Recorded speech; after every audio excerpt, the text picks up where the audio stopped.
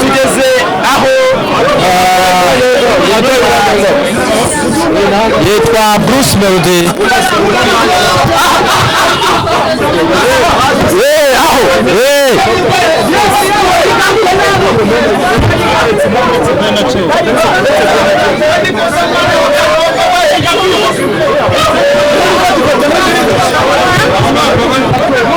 muri kubona twakire Bruce witwa Bugisha Benjamin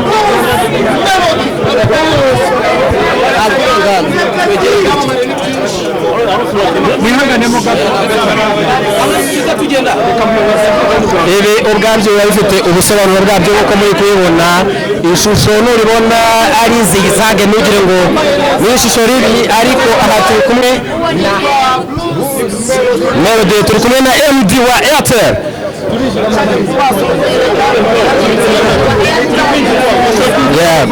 yes reka twakire Bruce Melody na 001 abanze kwinjira noneho ubundi dukomeze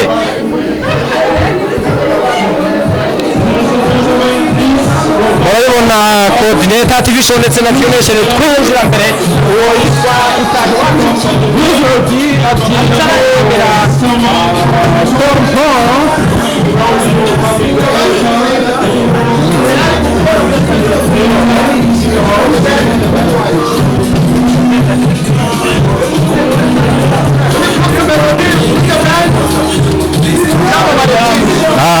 Bruce Melody niwe uri ku ruhande kubona uyu ni MD cyangwa se managing director wa Airtel umuterankunga twitezeho byinshi bikomeye aka kanya muraza kwihanganira ishusho ariko byose turaza kuba tubagezaho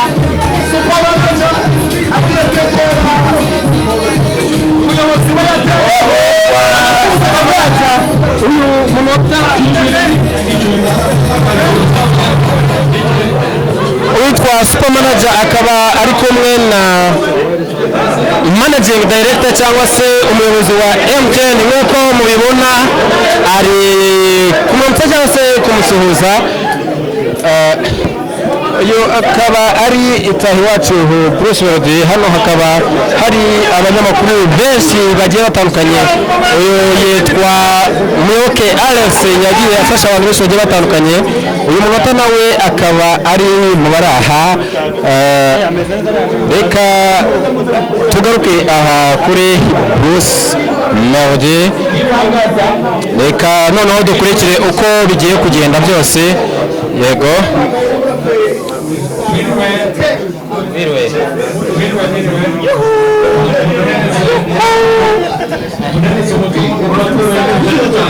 Bruce Melody agushyikira umuhanzi w'inshuti iwacu Bruce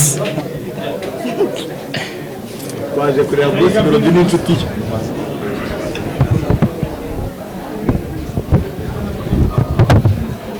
urumva tuje kureba Bruce Melody n'inshuti ye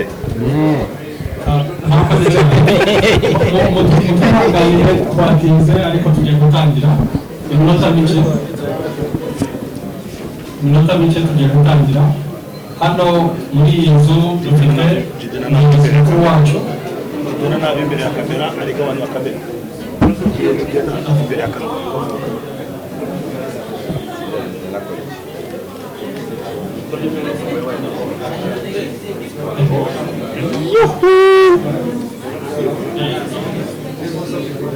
bro kugira ngo bahumuke ntabwo turenga uwo murongo w'ikaro please imyuka Bruce arayihorana itahi wacu hano dufite umuyobozi wacu bisasuye turaza kumuha ijambo ababyeyi tuhite dukomeza kuri gahunda tuhereze n'abashyitsi bacu harimo Bruce Melody na The Ben bababwire impamvu bajemo hano twebwe turashaka ko mutahura neza yuko abantu bose bagomba kwitamo ibirenze so I will hand over to the everybody, and then you can welcome the media who is here. Also, one of our members that we have and our partners is Watu. Watu, we have a project that we are doing with them. Project yitwa smartphone device financing. Umuntu akaza agatanga telefoni na watu waza kumuha ijambo ariko bikamere kuri MD. Thanks, John. Hi, good evening. I think first of all, I would like to thank Bruce Melody and Ben for coming here. And I think I think they represent best of the best in the Rwanda entertainment and music. So I think we're really happy to have you in our office, in our store. And I think this all syncs up with Airtel switch to more Hitamu Evidence. I think we are talking about how we can give more to our customers, to the people in Rwanda, how we can give more flexibility, more options, more innovations, and this is all part of it. And we are very happy to say that we have got Emil who is representing Watu. Watu along with Airtel, we have really created a very exciting range of flexible payment options for the Samsung handsets. And this something is really new and it has really caught up very well. And I am doubly happy because I will be part of your summer country tour during the next 4 or 5 weeks, and I think that will open up a lot of options for our customers. They can use Airtel money to buy the tickets for the concert, and I think that also gives a lot of opportunities. So overall, exciting time. I'm really happy to welcome all of you. I'm excited to see the excitement in all of you, and I'm sure that the evening is still up, and we will see a lot more entertainment going forward. Thank you so much for being with us. Thank you, Mwakoze cyane. Hari n'undi muntu who I would like to recognize, DJ Speedy. Those of you who know him, he's in the house, and he's here. So DJ Speedy is East Africa's #1, bigger than East Africa, DJ, and he also requests our events. He came here to witness this event with us. So, ngirango tudatinze cyane, ngiye gutanga ijambo kuri Mr. Bruce Melody. Over to you.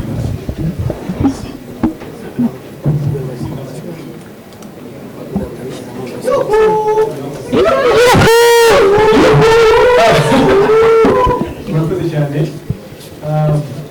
Nishimiye kuba ndahangaha.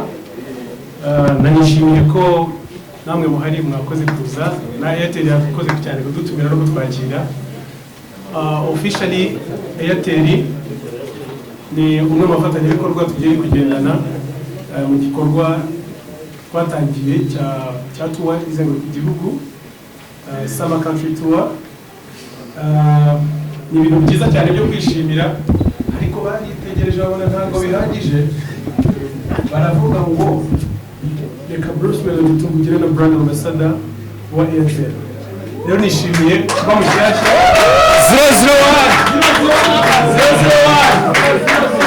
So nishimiye kuba muri uyu muryango cyane, kandi akazi tuzagakora uko bikwiye. Nitwa Munyakazi. Murakoze cyane. Munyakazi 001.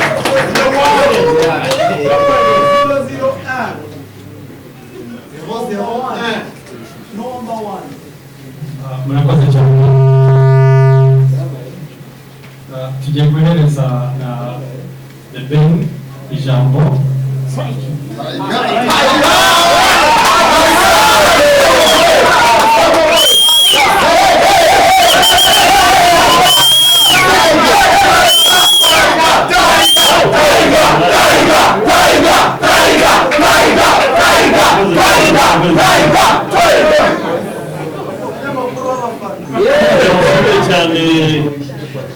Airtel byatari kubera ko iteka buri gihe kuva bagera muri kino gihugu imyaka ibaye 100 basakutinga ibintu gukora amashimisho kuri Airtel. Nabashimira cyane kuba kwizera muri twebwe, nabashimira cyane kuba kwizera muri tour. So thank you so much, kandi tuzabashimisha.